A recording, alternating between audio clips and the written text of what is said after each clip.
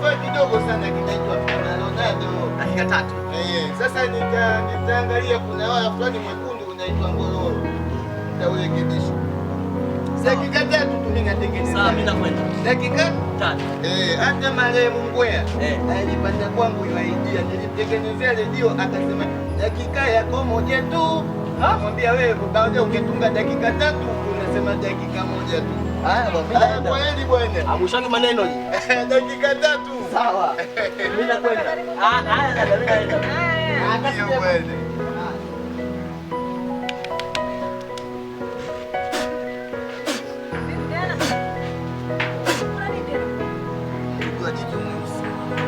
Ndio bwana. Unajua bwana, mimi nakutegemea sana. Na yule natisha muda.